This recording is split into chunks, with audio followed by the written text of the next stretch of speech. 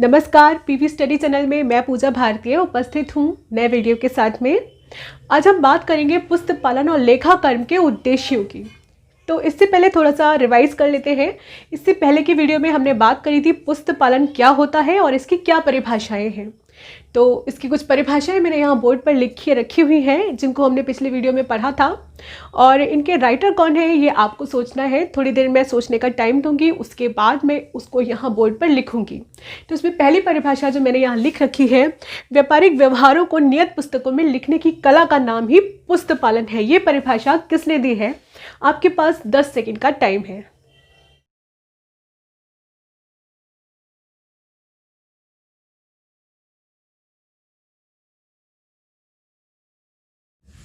इसके जो राइटर हैं, व्यापारिक व्यवहारों को नियत पुस्तकों में लिखने की कला का नाम ही पुस्तक पालन है। इसके राइटर हैं J.R. बाटली बॉय।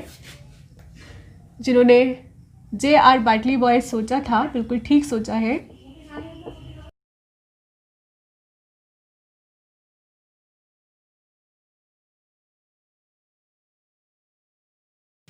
इसके बाद जो दूसरी परिभाषा है, पुस्तक पालन से आशय सौदों को मुद्रा में नियमानुसार लिखने से है। तो मुद्रा में नियमानुसार लिखने की बात किसने करी थी? इसको सोचिए और बताइए ये परिभाषा कौन से विद्वान ने दी है।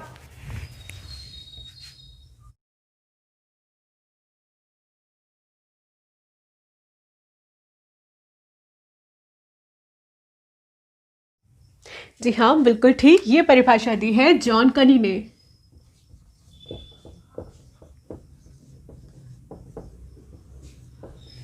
इसके बाद तीसरी परिभाषा जो मैंने यहाँ लिखी है, पुस्तक पालन समस्त व्यावसायिक एवं अन्य सौदों को मौद्रिक रूप में लिखने की कला है। तो पुस्तक पालन को मौद्रिक रूप में लिखने की कला किसने बताया है?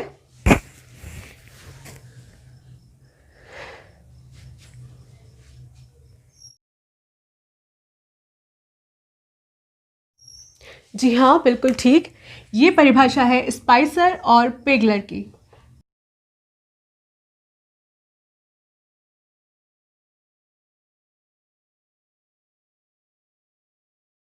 इसके बाद जो परिभाषा मैंने लिखी है, पुस्तक पालन ऐसे समस्त व्यापारिक व्यवहारों जिनमें रुपया, पैसा अथवा अन्य वस्तुओं का हस्तांतरण होता हो, हिसाब की पुस्तकों में सही रूप में लिखने का विज्ञान एवं कला है। तो विज्ञान और कला किसने बताया था पुस्तक पालन को?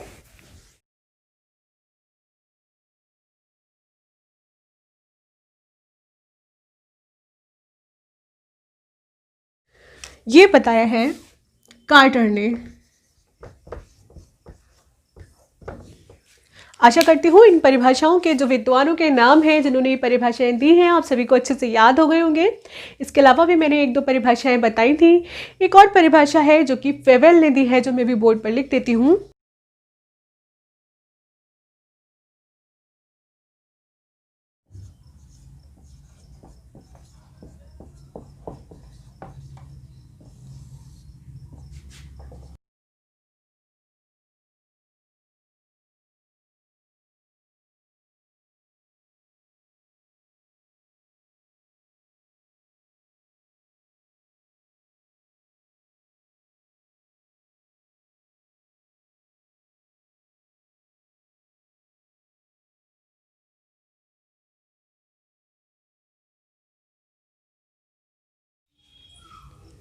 तो ये जो परिभाषा मैंने यहाँ बोर्ड पर लिखी है, A.R. फेवेल ने जो दी है, इसको पढ़ लेते हैं। पुस्तक पालन एक व्यवसाय के वित्तीय लेन देनों को एक व्यवस्थित तरीके से लिखना है, जिसके संबंध में कोई भी सूचना शीघ्रता से प्राप्त की जा सके। तो इन्होंने क्या क्या बात करी है? एक तो व्यवस्थित तरीके से लिखना, ठीक है। इन्होंने फेवेल ने क्या बताया है? पुस्तक पालन क्या है? व्यवस्थित तरीके से लिखना है। किसको? वित्तीय लेन देनों को। किसके? व्यवसाय के वित्तीय लेन देनों को व्यवस्थित तरीके से लिखना किसने बताया है? A.R. फेवेल ने। और क्या बात कही है इन्होंने? सूचना के शीघ्रता से प्राप्त हो सकने की, ठीक है। तो जहां पे ये चीजें आपको दिख जाए, आप समझ लो ये परिभाषा किसने दी है? फेवेल ने। A.R. फेवेल। पुस्तक पालन एक व्यवसाय के वित्तीय लेन देन को एक व्यवस्थित तरीके से लिखना, व्यवसाय के वित्तीय लेन देनों को व्यवस्थित तरीके से लिखना है। और शीघ्रता से इसकी सूचना प्राप्त की जा सके, है ना। सेम टू सेम अगर हम ऐसे याद नहीं कर पाते हैं तो हम उसके कुछ वर्ड्स को पकड़ लेते हैं कि ये चीज़ अगर लिखी है किसी परिभाषा में तो वो इस विद्वान ने दी है। तो ए.आर. फेवेल ने किसकी बात करी है? व्यवसाय के वित्तीय लेन देनों को व्यवस्थित तरीके से लिखने की बात की है, जिसके द्वारा सूचना शीघ्रता से प्राप्त की जा सके। ठीक है, अगर हम इसको रट सकते हैं तो पूरा रट लें तो ये और भी अच्छा रहेगा कि पुस्त पालन एक व्यवसाय के वित्तीय लेन देनों को एक व्यवस्थित तरीके से लिखना है, जिसके संबंध में कोई भी सूचना, किसके संबंध में? व्यवस्थित तरीके से जो हमने लेखा लिखा है वित्तीय लेन देनों का, उसके संबंध में कोई भी सूचना शीघ्रता से प्राप्त की जा सके। ठीक है, तो ये तो पुस्त पालन की बात हो गई। आगे हम बात करने वाले हैं पुस्त पालन के उद्देश्य और लेखाकरण के दोनों के ही उद्देश्यों की। तो जब पुस्त पालन हमने पढ़ लिया है, पहले हम इसके उद्देश्यों की बात करते हैं। तो पुस्त पालन के क्या उद्देश्य हैं, इसके बारे में पढ़ते हैं।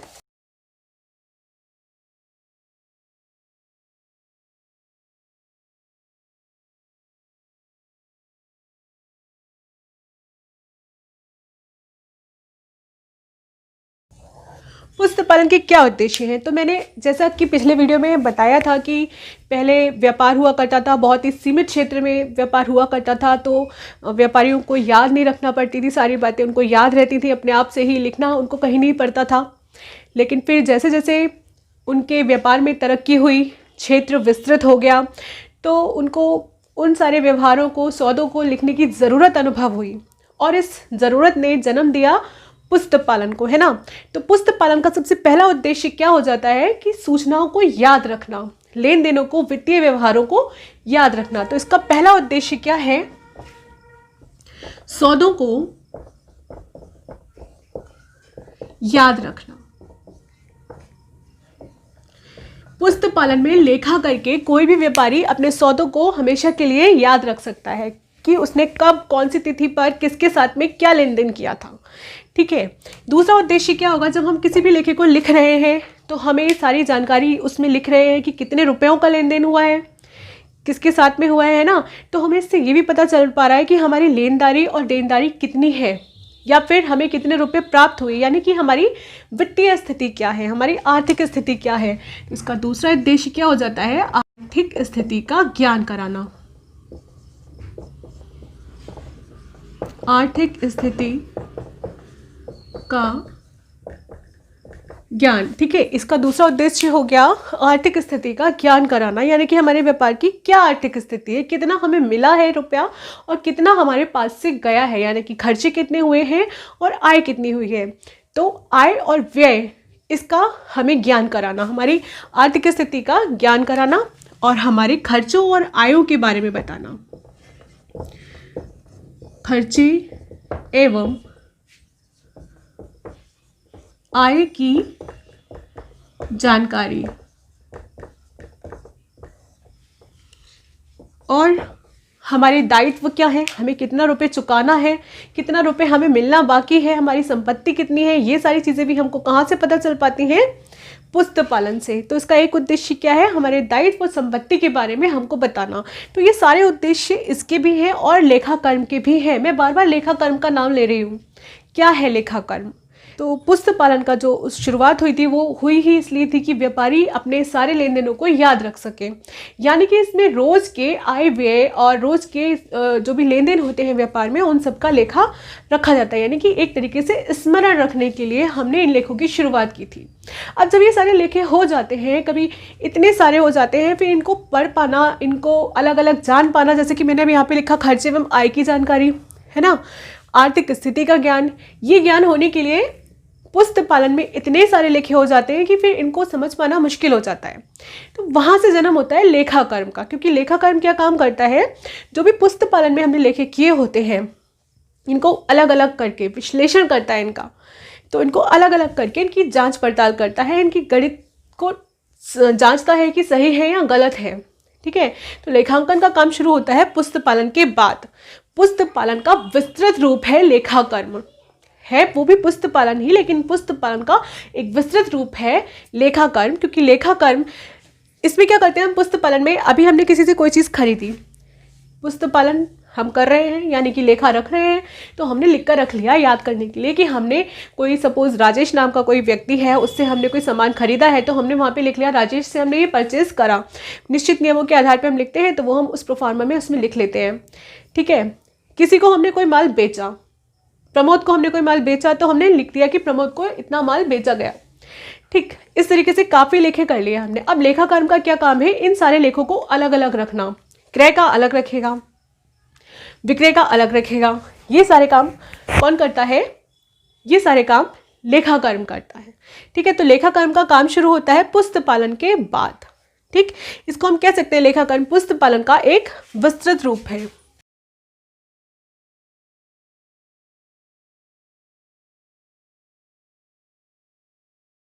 तो जैसा कि मैंने आपको बताया, जहाँ पुस्त पालन का कार्य खत्म होता है वहां से लेखा कर्म का कार्य शुरू होता है। इस हिसाब से लेखा कर्म के क्या कार्य है, लेखा कर्म क्या करता है, एक तो वो लेखों की जांच करता है।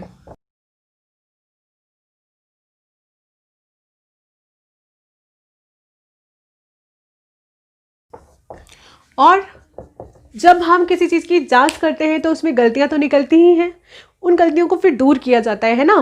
तो इसका दूसरा कार्य क्या हो जाता है, ये भी इसी का कार्य है, समायोजन करना। समायोजन कर संशोधन करना।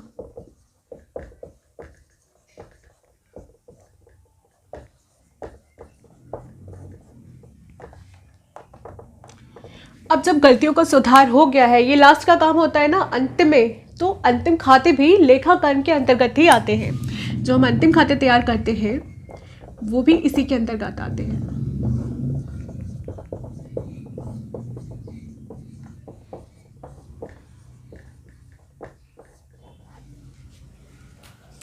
अंतिम खाते तैयार जब हमने कर लिए, अब जब हमने अंतिम खाते तैयार कर लिए, तो अंतिम खातों का भी फिर हम क्या करते हैं, विश्लेषण करते हैं। अंतिम खाते विश्लेषण करके सूचनाओं को प्राप्त करते हैं।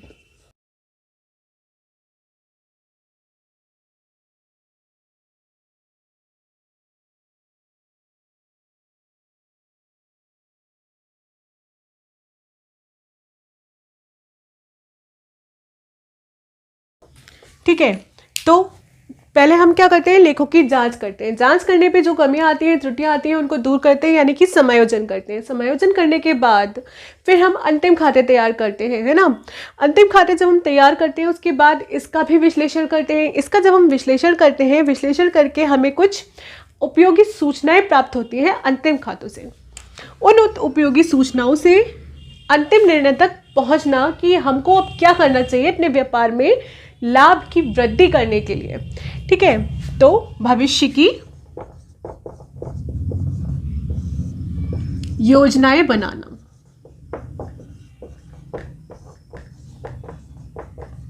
किसके आधार पे, प्राप्त सूचनाओं के आधार। ये सारे काम हो गए आपके लेखा कर्म के। हमें पता चल गया लेखा कर्म क्या है। इसको भी कई विद्वानों ने अपने शब्दों में परिभाषित किया है। इसकी परिभाषाओं को भी समझ लेते हैं। तो इसकी विभिन्न परिभाषाएं हैं, जिनमें से कुछ परिभाषाएं जो मुझे याद है वो मैं यहाँ लिख देती हूँ।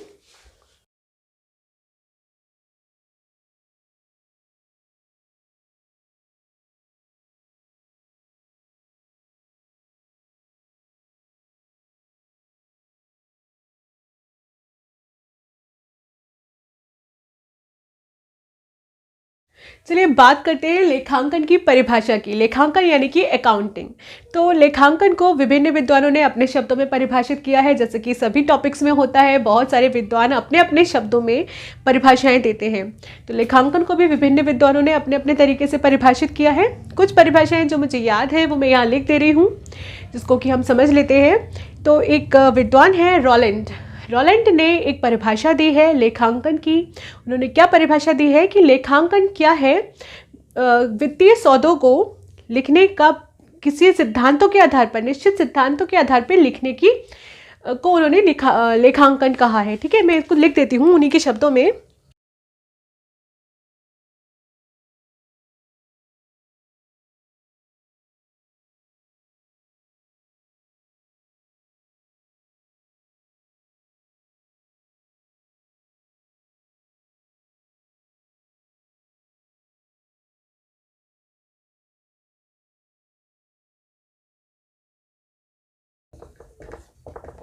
लेखांकन सौदों को कुछ निश्चित सिद्धांतों के आधार पे, यहाँ पे इन्होंने किसकी बात करी है, सिद्धांतों की बात करी है, इसको हम अच्छे से याद रखेंगे।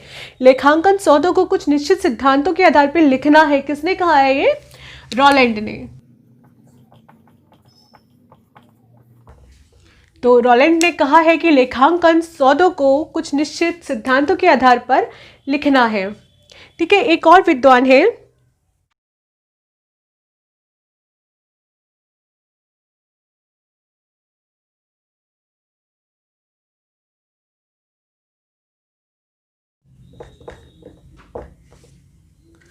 ठीक है, स्मिथ एवं एशबर्न ने जो परिभाषा दी है लेखांकन की, वो क्या है कि लेखांकन आर्थिक क्रियाओं को मापने, इन्होंने मापने की बात करी है, आर्थिक क्रियाओं को मापने और उन्हें व्यक्त करने। ठीक है, लेखांकन आर्थिक क्रियाओं को, कौन सी क्रियाओं को, आर्थिक क्रियाओं को, लेखांकन आर्थिक क्रियाओं को मापने और उन्हें व्यक्त करने की कला है। इन्होंने इसको क्या बताया है, कला। ठीक है, तो इन चीज़ों को हमें हमें इन चीज़ों को ध्यान रखना है, आर्थिक क्रियाएं, उनको मापना, उनको व्यक्त करना, और ये क्या है, एक कला है स्मिथ और एशबर्न के अनुसार। ठीक है, स्मिथ और एशबर्न के अनुसार तो ये परिभाषा हो गई। इन्होंने बताया कि लेखांकन जो भी आर्थिक क्रियाएं होती हैं हमारे व्यापार में, हमारे व्यवसाय में, उसको मापने की और उन्हें व्यक्त करने की कला है, कला नहीं सॉरी, इन्होंने साधन बताया है, इसको साधन है, का साधन है।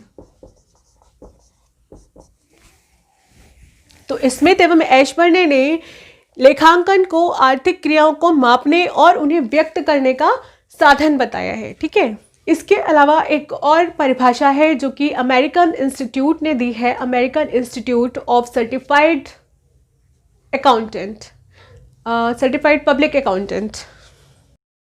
तो इसको मैं हटा देती हूँ। परिभाषा दी है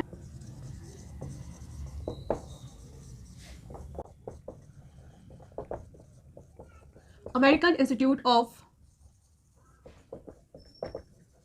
सर्टिफाइड पब्लिक अकाउंटेंट्स, इसको हम हिंदी में बोलेंगे सार्वजनिक प्रमाणित लेखापालकों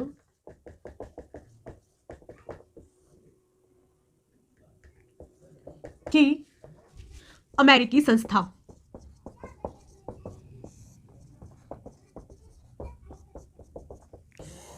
ठीक है, सार्वजनिक प्रमाणित लेखापालकों की अमेरिकन संस्था, यानी कि American Institute of certified public accountants. इन्होंने आपके जो व्यापार में लेन देन होते हैं, जो भी सौदे होते हैं, वो कम से कम आंशिक रूप से वित्तीय होने चाहिए, इस बात पर जोर दिया है।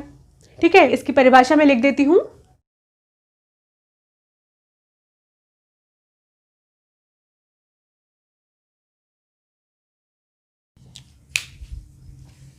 तो ये परिभाषा दी है American Institute of certified accountants, public accountants, यानी कि सार्वजनिक प्रमाणित लेखापालकों की अमेरिकी संस्था। इन्होंने जो परिभाषा दी है, क्या दी है, लेखाकर्म उन व्यवहारों एवं घटनाओं को जो कम से कम आंशिक रूप से तो वो वित्तीय प्रकृति के होने ही चाहिए, according to American Institute of Public Accountants, certified public accountants. ठीक है, लेखाकर्म उन व्यवहारों एवं घटनाओं को जो कम से कम आंशिक रूप से वित्तीय प्रकृति के हैं, प्रभावशाली ढंग से मौद्रिक रूप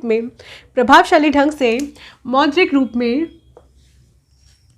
लिपिबद्ध करने, वर्गीकृत करने, लिपिबद्ध करना मतलब लिखना, वर्गीकृत करना यानी कि उनको विभिन्न भागों में बांट देना, वर्गीकृत करना, वर्गों में बांट देना, संक्षिप्तीकरण करने यानी कि उनको शॉर्ट में लिखना, तथा उनके परिणामों का विमोचन करना। ठीक है, उनके परिणामों का विमोचन करना, इसकी कला, इन्होंने कला बताया है, कला और विज्ञान नहीं, कला बताया है। ठीक है, तो इन्होंने इतनी लंबी सी परिभाषा दी है और बहुत ही शुद्ध साफ परिभाषा दी है, तो इस परिभाषा को याद करने में ज़्यादा मुश्किल नहीं आएगी।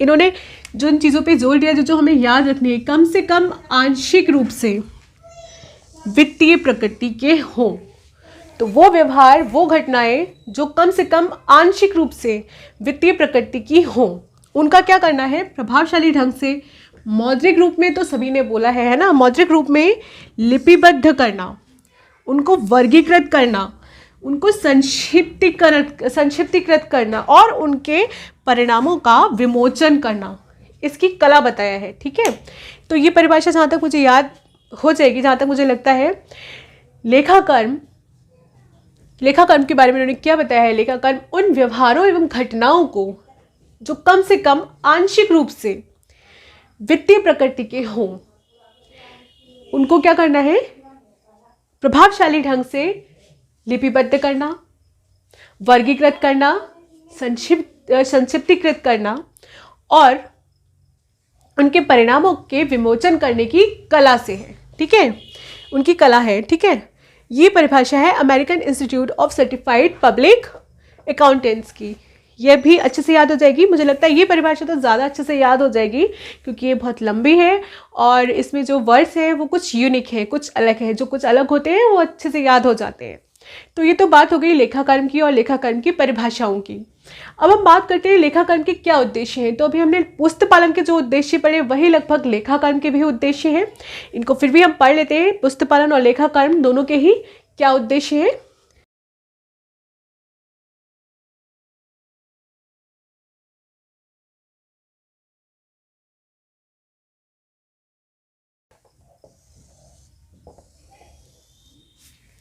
तो लेखाकर्म और पुस्तक पालन, जैसे कि मैंने आपको बताया, लगभग दोनों के एक से ही उद्देश्य हैं क्योंकि लेखाकर्म पुस्तक पालन का ही तो विस्तृत रूप है, तो इनके उद्देश्य भी लगभग सेम ही हैं। तो क्या क्या उद्देश्य है लेखाकर्म और पुस्तक पालन के?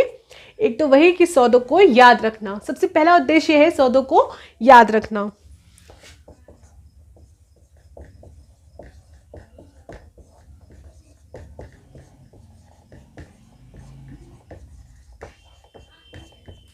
मैं सारे उद्देश्य लिख देती हूँ, फिर एक एक को अच्छे से पढ़ते हैं। तो ये मैंने कुछ उद्देश्य लिखे हैं। जैसे एक तो अभी हमने बताया सौदों को याद रखना, सौदों को याद रखने के लिए ही लेखे किए जाते हैं, तो उनका लेखा करना।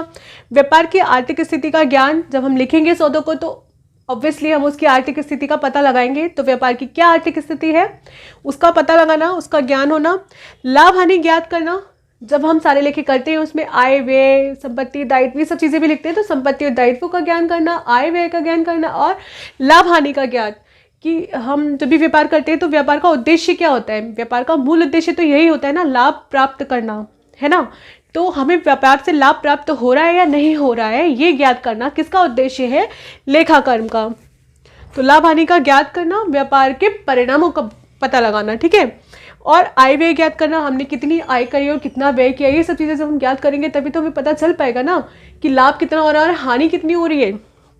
नीति निर्धारण करना, जब हमें पता चल जाता है कि हमारे व्यापार की क्या स्थिति है, लाभ कम हो रहा है तो क्यों कम हो रहा है, आगे हमें क्या करना चाहिए, हानि हो रही है तो क्यों हो रही है, आगे हमें उसके लिए क्या काम करना चाहिए कि हानि ना हो, कैसे विज्ञापन हमको देने चाहिए, कैसे काम करने चाहिए कि हमारी आय ज़्यादा हो और व्यय कम हो, जिससे हमारे लाभ में वृद्धि हो। लाभ अच्छा हो रहा है तो और अच्छा कैसे हो सकता है। सारी नीतियों का निर्धारण किसके बेस पे किया जाएगा, लेखांकन के बेस पे तो किया जाएगा। तो नीति का निर्धारण करना भी इसका एक मूल उद्देश्य होता है।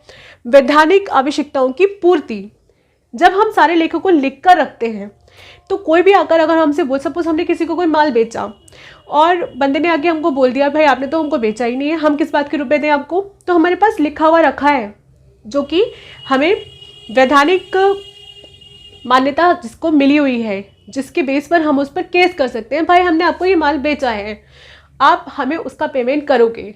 तो वैधानिक आवश्यकताओं की पूर्ति भी अगर हम लिख कर नहीं रखेंगे तो ये काम नहीं हो पाएगा। जब हमने लिख के रखा हुआ है तो इसका मतलब हमने बेचा है माल, ठीक है। इसको हम वैधानिक न्यायालय में प्रस्तुत कर सकते हैं। तो वैधानिक आवश्यकताओं की पूर्ति आदि मैंने इसलिए लिखा है क्योंकि इतने ही उद्देश्य नहीं है, लेखाकर्म के और भी बहुत सारे उद्देश्य हैं। तो ये सारे उद्देश्य, इनके बेस पर आप समझ सकते हो लेखाकर्म के और कौन कौन से उद्देश्य हो सकते हैं, जैसे कि संपत्ति का ज्ञान, हमारे कितने दायित्व है इसका ज्ञान कराना, हमारे लेनदारों का ज्ञान कराना, देनदार कितने हैं, इन सब चीज़ों का ज्ञान कराना। तो ये सब कुछ किसके अंतर्गत आता है, लेखाकर्म पुस्तक पालन के अंतर्गत आता है। लेखाकर्म की कुछ अवधारणाएं होती हैं, उन अवधारणाओं के बारे में हम अगले वीडियो में बात करेंगे। मैं आशा करती हूँ आज का वीडियो काफ़ी हद तक हेल्पफुल रहा होगा सभी के लिए, और हेल्पफुल रहा हो तो मेरे चैनल को ज़रूर सब्सक्राइब कर लीजिएगा, साथ में बेल आइकन को भी हिट करिएगा ताकि आगे के सारे नोटिफिकेशंस आपको मिल सकें। मिलते हैं अगले वीडियो में। Thank you.